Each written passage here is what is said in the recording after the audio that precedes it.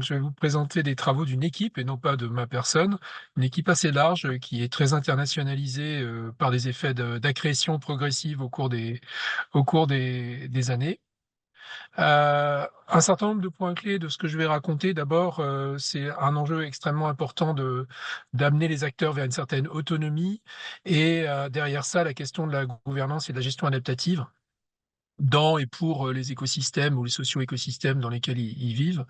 Et ça, c'est le substrat finalement de ces travaux qu'on a conduits collectivement. Les prérequis, ils sont nombreux. Il y a un prérequis social au sens de l'inclusion, de l'association, des prérequis d'organisation des processus, aider à construire une compréhension partagée sur des systèmes complexes, donc avec une dimension de modélisation sur lesquelles je reviendrai largement.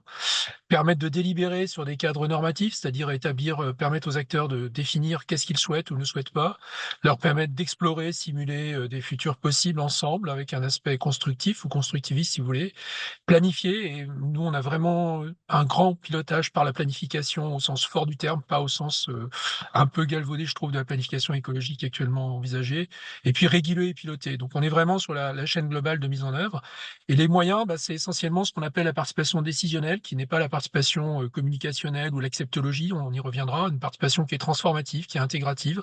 Elle est intégrative des échelles, des enjeux de tous les acteurs. Elle accepte la complexité et elle accepte aussi la transformation des pouvoirs tout en respectant les institutions.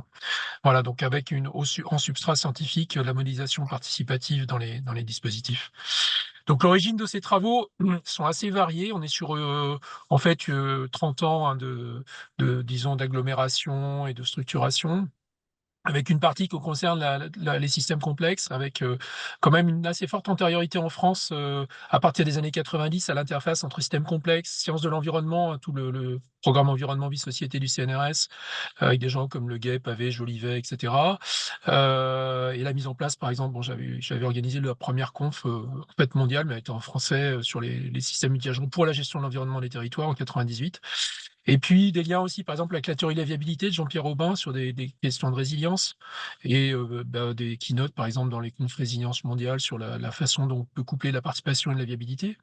Et puis derrière, un lien très fort aussi avec la modélisation d'accompagnement que beaucoup d'entre vous doivent connaître, hein, le monde commode qui a été très porté par les collègues du CIRAD, François Bousquet, Olivier Barreto, Michel Etienne pour le INRA, Patrick Daquino, Christophe Lepage.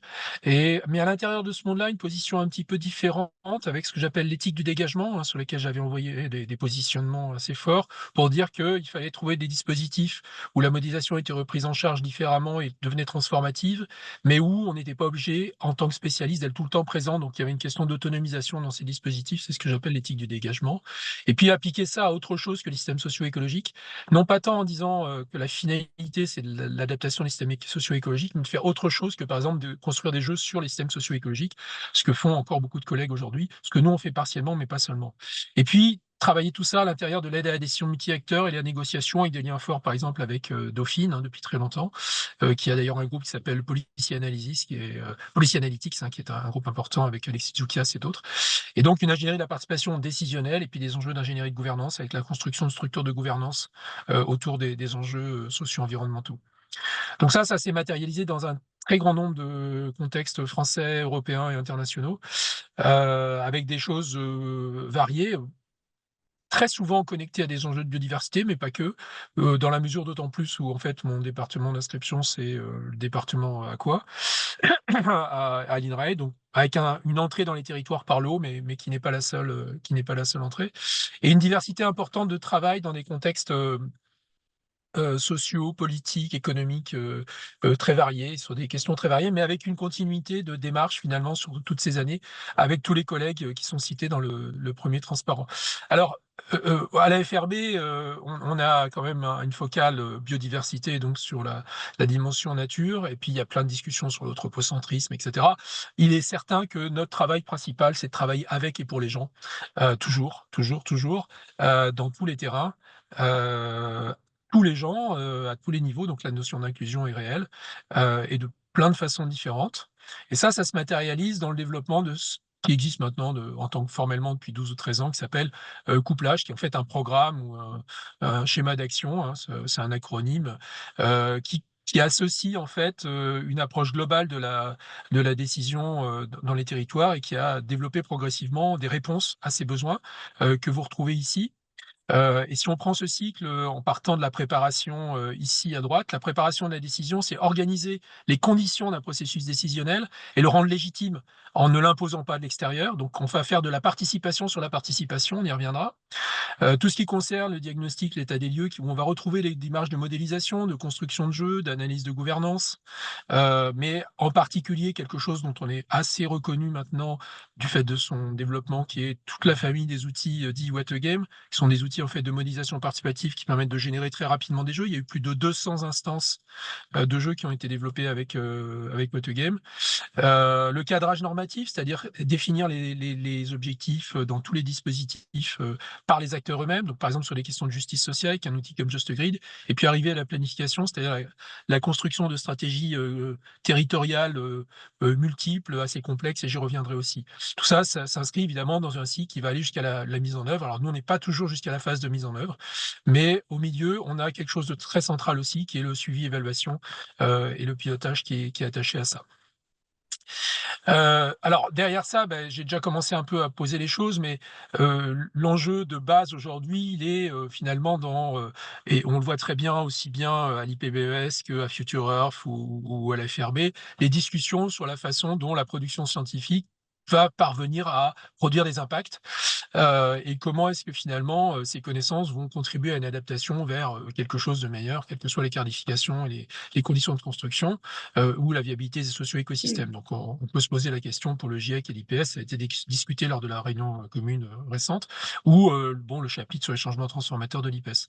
Donc la question derrière, c'est comment est-ce qu'on va adapter les pratiques scientifiques et des positionnements sociaux, c'est-à-dire la façon dont elles s'insèrent dans ce qu'on appelle classiquement aujourd'hui la relation science-société-politique, tout en conservant des qualités fondamentales de l'aspect scientifique pour pas tomber dans toute forme de relativisme, voire pire, et en accroissant leur capacité transformative. Donc nous, l'hypothèse de base, le fonctionnement depuis longtemps, c'est que la modélisation participative dans différentes formes va induire des processus et des impacts, va permettre d'amorcer en fait ces transformations, et puis répondre aux besoins des acteurs dans une vraie complexité. Alors ça se matérialise, et bon, normalement on est censé présenter plus ou moins un article. Moi je vous présente un bouquin qui est en fait un peu la synthèse de tout ça, qu'on a sorti cette année avec ma collègue Emeline Nassenforder du CIRA, de mon unité. Ce bouquin, vous le trouvez en accès libre. C'est un bouquin chez Quae. Vous pouvez l'acheter aussi, mais vous le trouvez en accès libre sur l'adresse book.whatagame.info que vous avez ici. Et en fait, on a fait réaliser, pour disons résumer un peu la démarche générale, une BD, une petite BD. Alors il y en a un certain nombre dans le bouquin, et avec quelques idées fortes sur lesquelles je reviens maintenant. Donc la première, c'est l'idée de la participation, c'est quelque chose de sérieux, c'est pas simplement de la com ou de l'acceptologie. Donc elle doit être inclusive, elle doit être décisionnelle, il y a un enjeu de pouvoir, elle doit être transformative, elle doit être connectée à la réalité, elle doit être engageante. Donc tout ça, c'est des éléments sur lesquels on travaille. Et puis la deuxième partie, c'est que notre boulot, c'est un boulot externe de recherche-intervention. Je l'ai pas dit dans ces termes-là jusqu'à présent, mais c'est très clair, et même nous, on va sur la recherche transformative.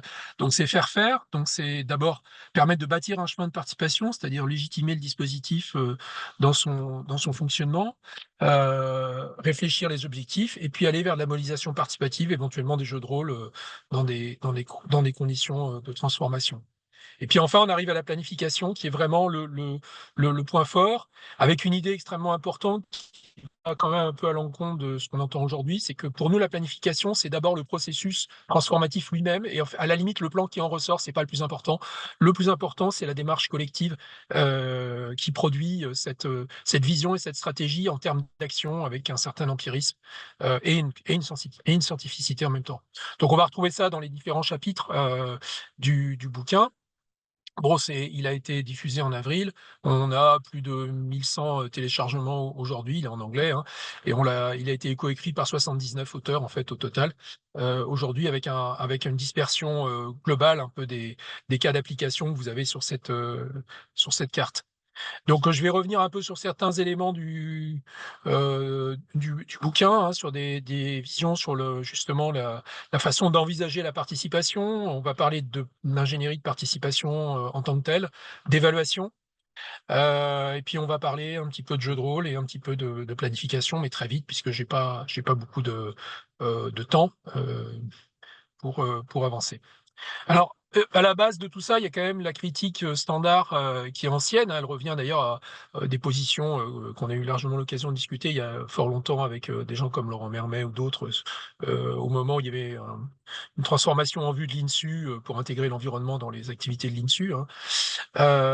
Qui est le fait de dire, que, le modèle classique, qui limite le rôle, des communautés, des citoyens et cetera à l'adoption et donc on est vraiment dans un modèle d'acceptologie, bah, ce modèle il est à dépasser et d'aller éventuellement vers le modèle extrême. Alors éventuellement, il faut en évaluer la valeur scientifique, hein, on n'est pas là pour l'imposer, on n'a pas de, c'est pas un principe, intangible. Ça fait partie de l'expérimentation pour aller vers des dispositifs de modélisation participative dans lesquels le cadrage initial, c'est-à-dire de quoi il est question à un moment donné, puis la construction des modèles, c'est-à-dire des référentiels de connaissances utilisés, puis la construction des solutions, puis le choix, etc. Tout ça doit être partagé entre les acteurs institués, les décideurs et les communautés. Donc ça, bah, on l'a développé depuis longtemps avec différents outils, différentes méthodes. Alors des choses qui ont à voir avec la construction de modèles et de jeux de rôle pour permettre aux acteurs d'aborder la complexité de leur système et de leur territoire. La modélisation sur les stratégies elles-mêmes, c'est-à-dire sur le cadre d'action dans le territoire, dans des schémas assez larges et intégratifs. Quand je dis assez large et intégratif, on parle très régulièrement de 200 à 300 ou 400 actions dans une stratégie proposée par des collectifs de 200 ou 300 acteurs. Hein, donc c'est pas des micro-groupes et des sous-stratégies avec 3 actions à concilier. On est vraiment sur des schémas hyper intégratifs. Pareil sur la construction des processus de participation, c'est-à-dire la règle de décision, son organisation, le rôle des acteurs, la distribution du pouvoir, si vous voulez. Et puis, regard sur le passé. Par exemple, ici, on a un dispositif qui s'appelle SMAG, hein, Self-Modeling for Assessing Governance, qui regarde la gouvernance passée. Alors, ce qui est sous-jacent, c'est toujours un peu le même principe. C'est l'idée d'ouvrir tout ce qui est modélisation et simulation. Alors là, on a la version qui concerne vraiment la partie jeu qu'on va retrouver dans la modélisation d'accompagnement avec mes collègues de Commode. Donc, nous, on fournit en tant que spécialistes, chercheurs externes, des métamodèles et des protocoles, c'est-à-dire des façons pour les acteurs de travailler ensemble. Eux, ils vont produire des connaissances, des visions. Eux incluant d'autres scientifiques, hein, donc, par exemple des écologues, hein, ou des économistes ou des sociologues ou tout ce que vous voulez. On est dans des domaines totalement interdisciplinaires aussi, par pratique, hein, par la pratique de modélisation. Ça, on n'a rien inventé, c'est ce qu'on avait déjà dans les démarches initiales portées par Nature Sciences Société en France. Hein, et puis la partie co-modélisation et puis l'usage de ces modèles. Alors on peut faire de la simulation informatique, on peut faire de la simulation participative, par exemple des jeux, on peut utiliser tout simplement les modèles dans des processus décisionnels. Alors il y a 4 piliers vraiment importants. L'ingénierie participative de la participation, j'en ai dit un mot. La modélisation et la simulation participative qui sont en fait aussi présentes dans les autres, mais vers des jeux de gestion. Et puis la planification participative et le tout étant accompagné par du suivi-évaluation. L'ingénierie de la participation, donc ça renvoie à ce qu'une méthode s'appelle Prépare pour pré-participation. Donc c'est une méthodologie très largement diffusée, qui est même normalisée comme support méthodologique, par exemple pour l'agence de l'eau Rhône-Méditerranée-Corse ou dans d'autres contextes de projets européens. Donc là, il s'agit d'avoir une méthode qui va permettre de faire construire un plan de participation par participant, c'est-à-dire définir qui va participer, pour quelles étapes, pour quelles actions, quel rôle, quel pouvoir, et de définir ainsi ce qu'on appelle un contrat de participation, qui est la combinaison entre un plan de participation et une charte de participation, ou parfois des chartes d'articulation, qui sont l'articulation avec le schéma institutionnel existant. Voilà, donc un deuxième outil, bon, c'est tout ce qui a à voir avec la modélisation plus classique autour des jeux de rôle et les jeux sérieux, dont on parle régulièrement. Donc nous, on a développé à partir de 2008 un kit qui s'appelle IniWag, et puis après plein de versions, et une méthodologie qui s'appelle CreaWag, qui permet en fait de faire générer très rapidement des jeux de rôle et des jeux de gestion aux acteurs, et en particulier de confronter un peu leur vision des enjeux, des politiques publiques, puisque ça permet de représenter à la fois les actions des acteurs dans le territoire, mais aussi l'impact des politiques publiques. Un troisième outil concerne la planification participative, j'en ai déjà parlé. Donc, il s'agit de faire construire des plans d'action intégratifs, tout ce que vous voulez, c'est-à-dire qu'ils sont multi-acteurs, multi-enjeux, etc. Bon, en dialogue avec une question sous-jacente qui est cohérence, faisabilité, efficience.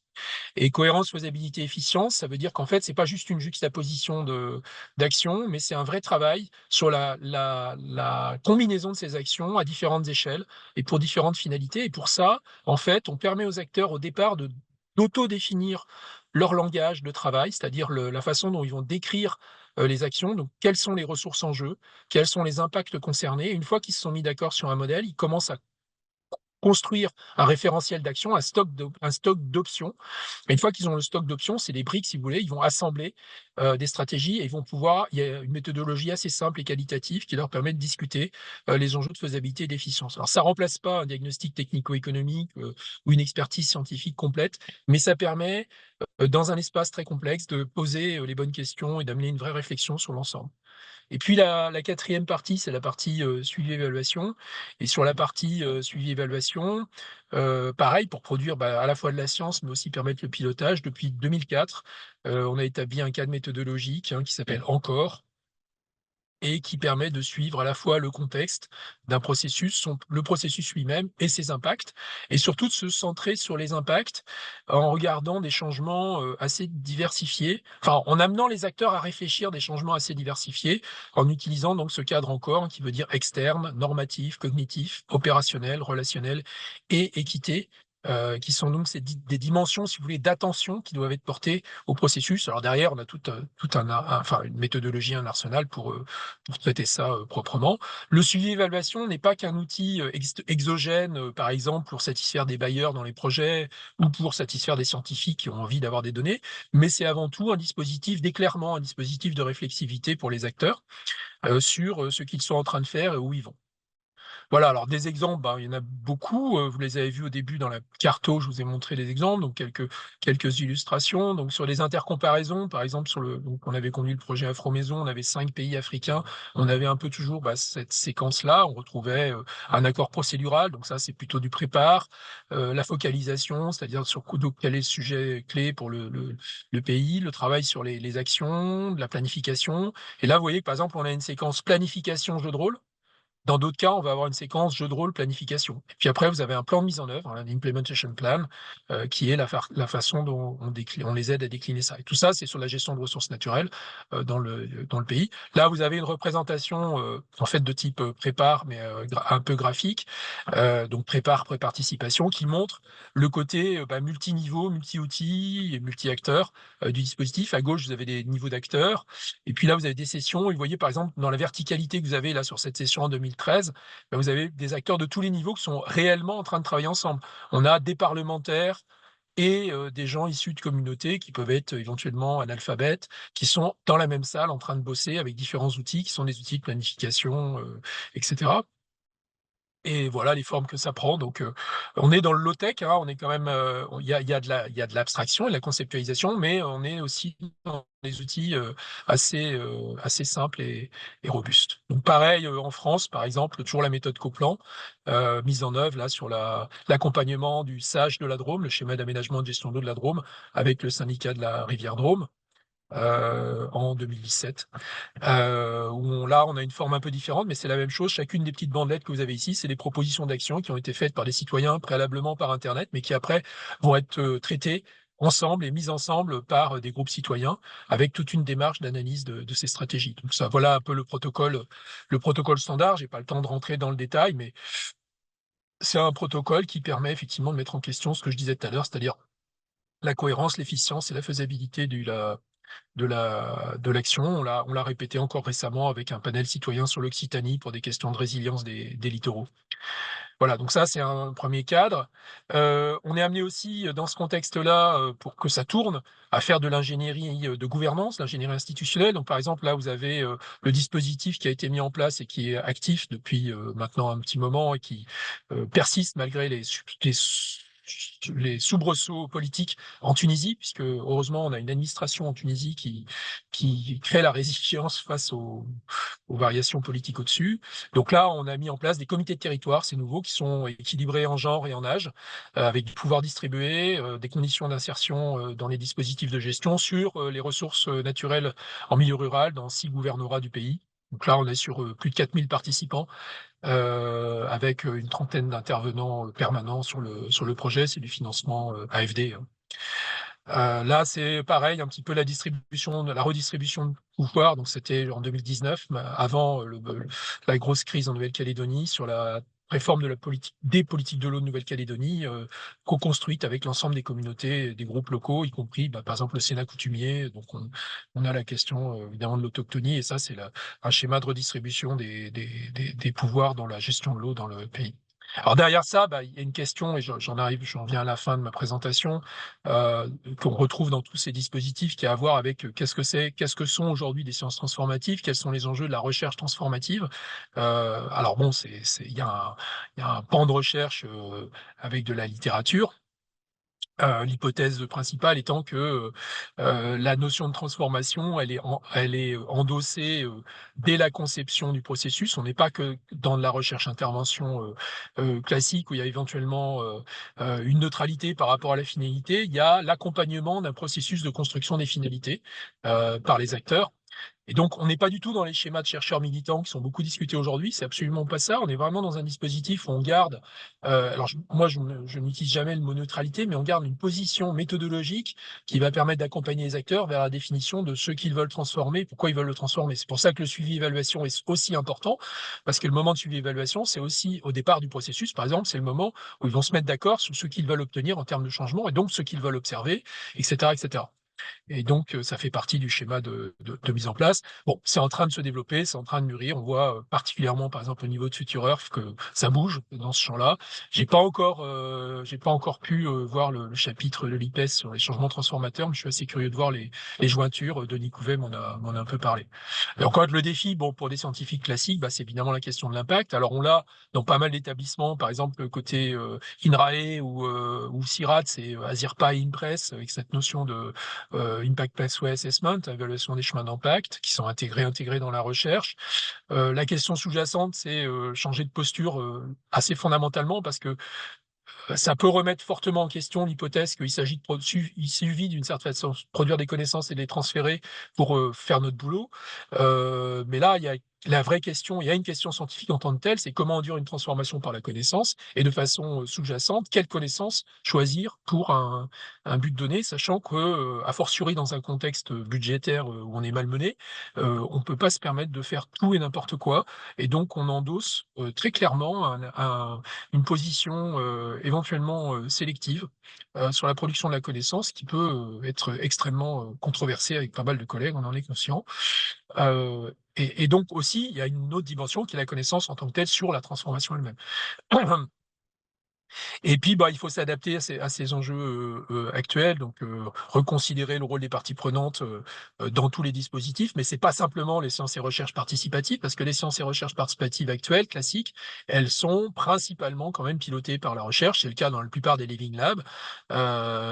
C'est pas des objectifs de réponse inversés. Et ça pose des problèmes de carrière dont on a discuté dans d'autres contextes, ça pose des problèmes de reconnaissance académique, etc., etc.